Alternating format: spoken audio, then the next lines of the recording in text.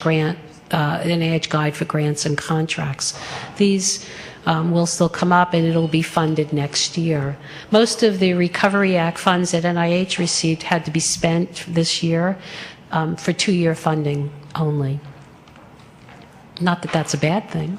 I think it will stimulate a lot, which means to NIH, well, everyone who was funded in this year and next will likely come back for applications. And that's really not a bad thing, because we have a lot of new science and new investigators who are now able to do work.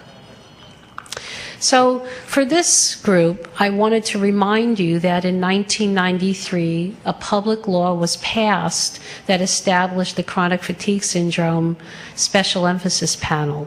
Now, at the Center for Scientific Review, we have about 250 chartered or permanent study sections. This is one of the special ones. We also run special emphasis panels for lots of reasons, but they're not permanent special emphasis panels. This one is.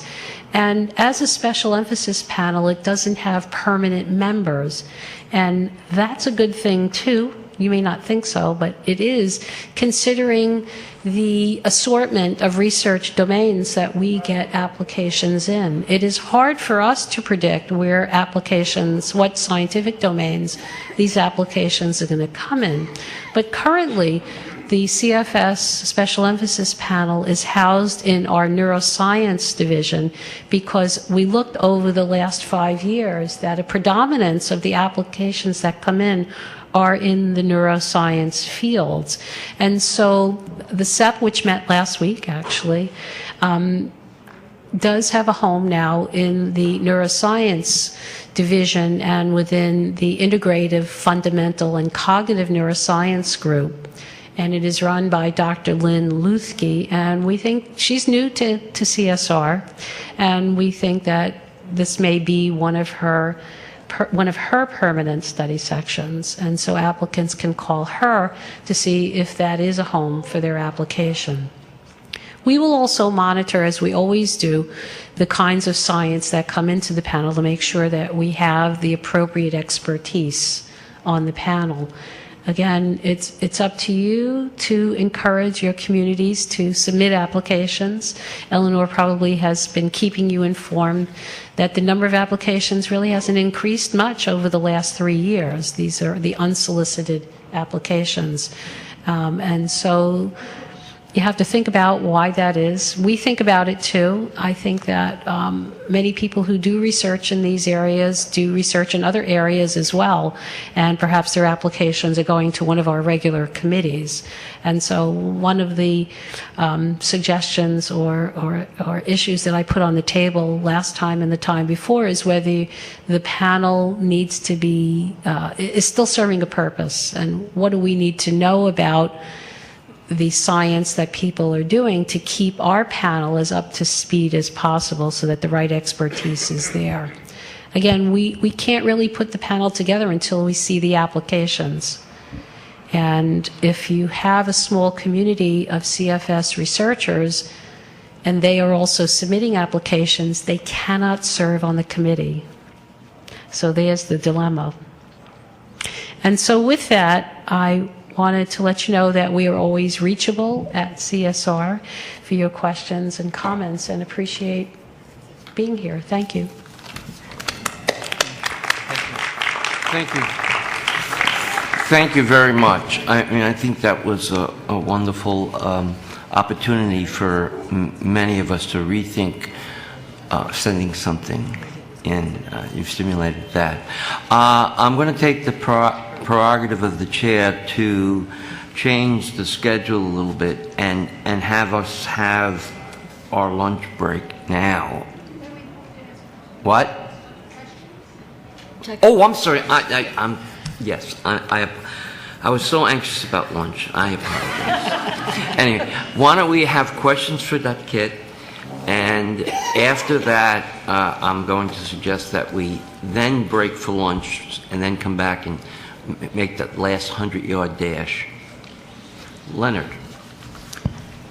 Ron's not here, but he had talked a little bit earlier yesterday concerning some work that he had done looking at the SCP and finding that about 15% of people had ever published on CFS a couple years ago.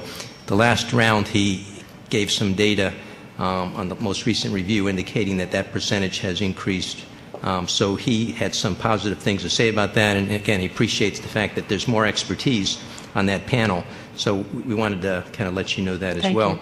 The other thing that what has been brought up again today and in the past is whether the SCP panel needs to continue to exist or be transformed. I have asked the scientific organization CFSME to make a comment on that.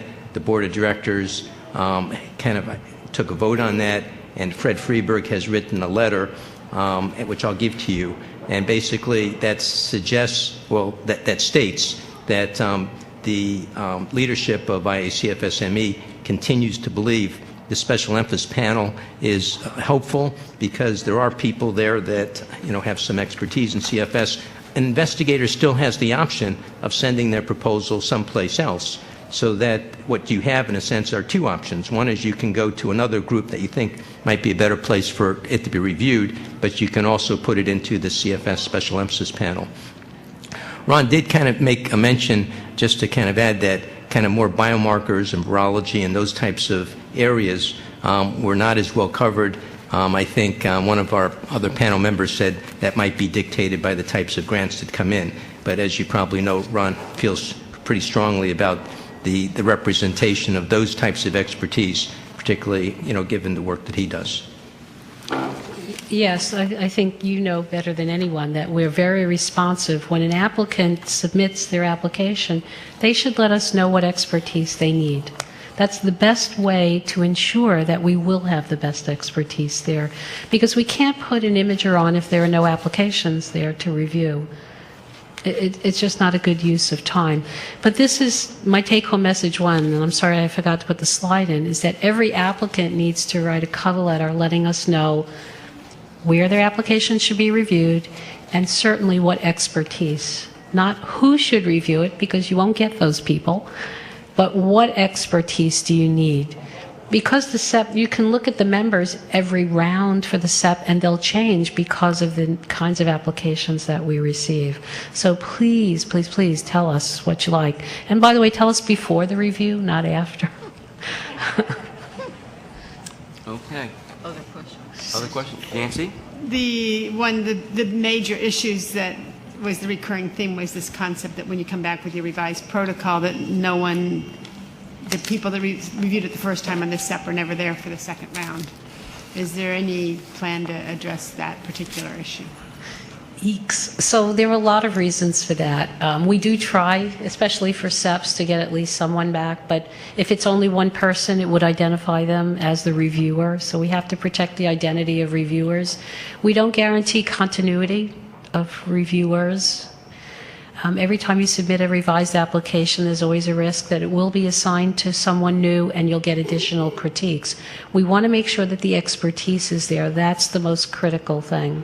The reviewers do get the previous summary statement, whether they were the original reviewer or not, and they do want to see that the applicant had addressed the previous concerns. We try. It's also people's schedules. Not everybody can come back the next time. That's often the reason they're not there. Sorry. We try.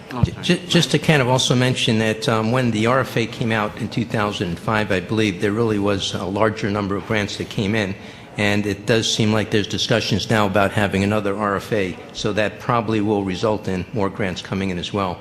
Is there any way for our group to get any data concerning kind of the competitiveness of grants coming into the SCP on CFS versus other SCPs or the regular standing committees as to, is it differentially, is it the same competitiveness in terms of numbers coming in and numbers that get funded? Is it easier? Is it more difficult? Are any of those type data available? So I can't tell you about funding. Eleanor would know that. I can tell you that, I mean, not today, but I could get back to you about this issue because we do monitor it. In general, people do better in SEPs than in regular study sections, regardless of what the scientific domain is. New investigators do about the same no matter where they are. In fact, they have an edge sometimes being in regular study sections and not in the CEP. This